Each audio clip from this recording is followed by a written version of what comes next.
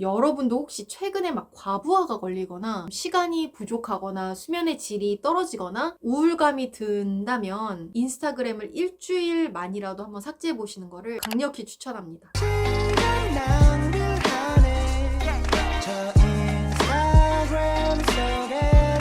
처음부터 인스타그램을 끊으려고 한 건 아니었어요. 제가 최근 들어서 스마트폰 사용을 꽤 많이 하는 것 같아서 지난 몇 달간의 스마트폰 사용 시간을 체크해 봤는데요.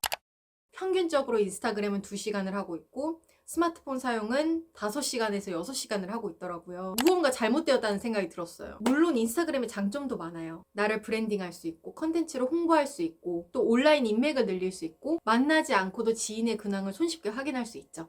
많은 인스타그램의 장점 중에서도 저에게 가장 큰 장점으로 다가오는 것은 의도치 않게 좋은 영향력을 전달할 수 있다는 것이었어요. 이렇게 인스타그램엔 다양한 장점들이 많지만 이것을 다 포기하고 싶을 정도로 인스타그램에는 치명적인 단점이 너무 많아요. 일단 첫 번째는 불필요한 소비를 자극시킨다는 것입니다. 예를 들면 제가 쿠팡에서 립스틱을 한 번이라도 검색했다. 일주일 내내 인스타그램 피드에 립스틱 광고로 도배가 되더라고요. 여기서 위험한 거는 제품 퀄리티가 좋다는 거예요. 한 7, 8년 전만 해도 페이스북 광고로 우리 제품 사는 경우가 많았었잖아요.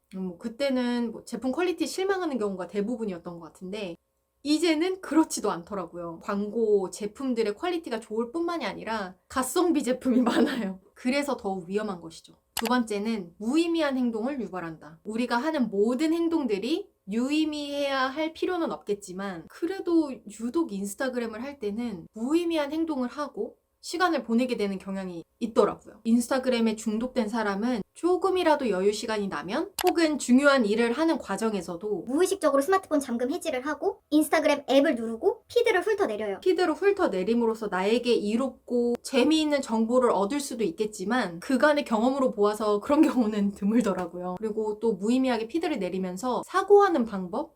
이런 것도 잃어버리는 것 같고 정신 차리고 보면 제가 어느새 릴스의 홍수 속에 갇혀서 한두 시간 허우적대고 있는 경우도 많고. 인스타그램의 단점 세 번째는 정신건강에 위험하다. 얼마 전에도 톰 홀랜드 배우가 인스타그램을 삭제한 사건이 화제가 된 적이 있어요. 페이스북 전 직원이 페이스북 알고리즘의 비밀을 폭로한 사건도 있었죠. 페이스북이랑 인스타그램 알고리즘 만드는 사람들이 얼마나 세계 최고의 개발자들이겠습니까? 그들은 우리를 인스타그램에 중독시키고 오래 머물게 하는 방법을 명확히 알고 있고 또 그것을 이용하고 있다는 사실을 우리는 명심해야 해요. 소셜미디어의 숨겨진 비밀을 알고 싶은 분들은 넷플릭스의 소셜 딜레마라는 다큐멘터리를 시청해 보시기를 추천드릴게요. 그리고 네 번째 단점은 무분별한 비교를 낳는다예요. 인스타그램을 몇 번 하다 보면 이 비교의 마인드셋이 무의식적으로 형성되는 경우가 있더라고요. 저는 폭발적으로 자기 성장을 이뤄내는 사람들에 대한 질투심을 가끔 느끼는 것 같아요. 이 사람은 단기간에 이만큼의 성과를 만들어냈는데 나는 뭐하고 있지?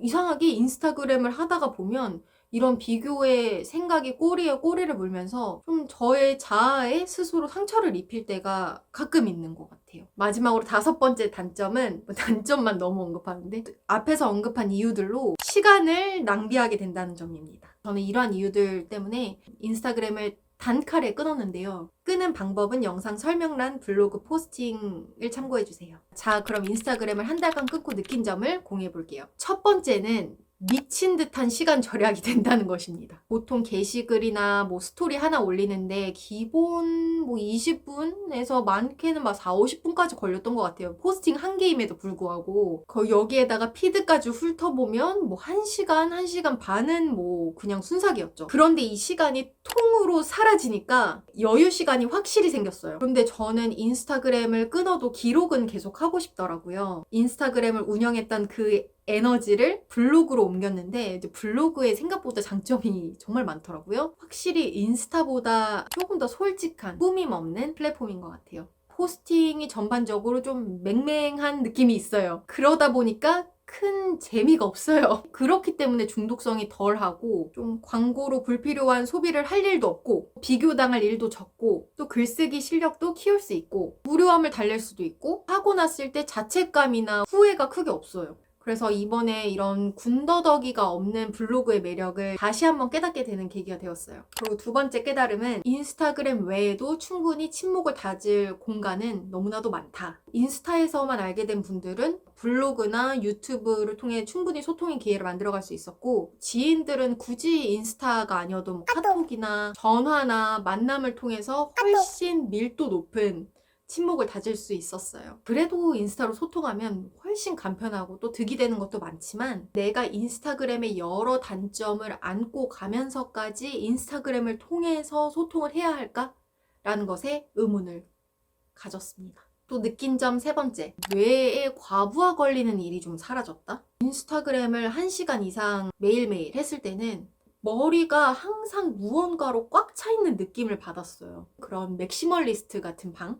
인스타그램을 끊고 난 다음에는 필요한 물건만 있고 정리정돈이 되어 있는 아주 깔끔한 미니멀리스트의 방, 뇌, 전부 다 받아들일 수 있는 뇌의 용량이 늘어난 느낌이 들었습니다. 네 번째, 충동적인 소비를 덜하게 되었어요. 의도한 건 아닌데 인스타그램을 끄는 동안 쇼핑을 단 한 번도 안 했더라고요. 그러니까 제품에 현혹되는 일이 좀 확실히 줄어들어서 그런가 봐요. 그리고 다섯 번째는 자존감이 올라갔습니다. 이게 무슨 말이냐면, 뭐 인스타그램이나 휴대폰을 많이 했을 때는 제 자신을 자책할 일이 가끔은 있었던 것 같아요. 아, 오늘도 새벽까지 폰을 붙들고 있고 한심하게 뭐하고 있지? 그런데 인스타그램을 덜하고 휴대폰 사용을 줄이니까 이런 생각할 일이 통으로 삭제되고, 많은 타인들보다 온전히 내 자신에게 집중할 기회들을 만들면서 나를 좀 더 케어하고 사랑하게 되는 그런 계기가 되었어요. 물론 이런 장점들 외에도 단점도 많았어요. 예를 들면 컨텐츠 홍보가 안 된다는 거. 뭐 인스타그램 안 하다 보니까 운영 중인 독서 모임을 알리거나 제 유튜브 영상을 또 알리는데 어느 정도 한계가 있더라고요. 근데 이거는 뭐 큰 문제가 아닌 듯 싶어요. 제가 무슨 구독자 몇십만, 몇백만 명의 유튜버도 아니고 구독자 7,000명? 정도까지는 인스타그램 없이 키웠고, 유튜브 컨텐츠를 제대로 만들고 신경 쓰면 충분히 해결될 수 있는 문제라고 생각해요. 조금 아쉬운 점은 경험의 기회가 줄어들었다는 거. 또 인스타그램을 활발하게 할 때는 제가 가고 싶은 곳, 보고 싶은 곳, 경험하고 싶은 곳, 배우고 싶은 것들이 인스타그램에서 너무 신기하게 추천을 계속 해주는 거예요. 인스타그램 안 하다 보니까 어디에서 이런 경험적 요소를 찾아야 하지? 막막하더라고요. 내가 원하는 걸 나조차도 모르겠는데 너 이거 좋아하지, 저거 좋아하지 하면서 그동안 인스타그램이 저를 떠먹여줬던 것 같아요. 이제는 좀 능동적으로 경험적 요소를 제 스스로 찾아봐야겠다라는 다짐을 하게 되었습니다. 네, 오늘은 이렇게 인스타그램을 끊고 느낀 점에 대해서 공유를 해봤는데요. 제가 이 챌린지가 끝난 다음에 인스타그램을 다시 설치했어요. 그런데 손이 진짜 잘 안 가더라고요, 이제는. 재미도 없고 인스타그램 없는 삶이 너무 만족스럽고 행복해요. 그래서 기회 봐서 다시 삭제해볼까 고민 중입니다. 여러분도 혹시 최근에 막 과부하가 걸리거나 시간이 부족하거나 수면의 질이 떨어지거나 우울감이 든다면 인스타그램을 일주일만이라도 한번 삭제해보시는 거를 강력히 추천합니다. 생각보다도 훨씬 놀라운 변화를 가져가실 수도 있어요. 자, 그럼 오늘의 영상은 여기까지. 안녕!